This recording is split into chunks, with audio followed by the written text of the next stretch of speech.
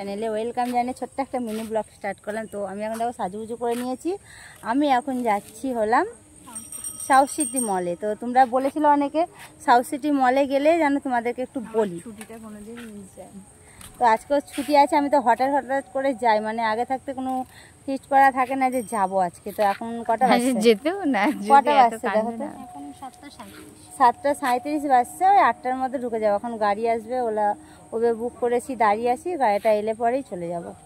যদি গো দেখা করতে চাও তাহলে চলে এসো। এর মজা দেখো। কি বললাম না না কেন?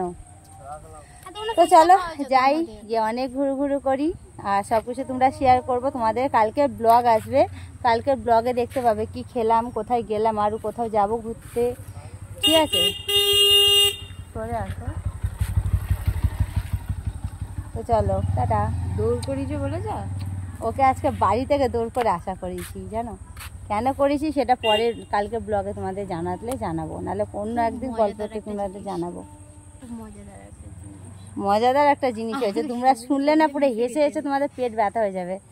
আজকে এতটা মানে এর সাথে আজকে এত বড় আমি একটা প্ল্যান করেছি, কিন্তু কোনো ভিডিও শ্যুট করে রাখতে পারিনি।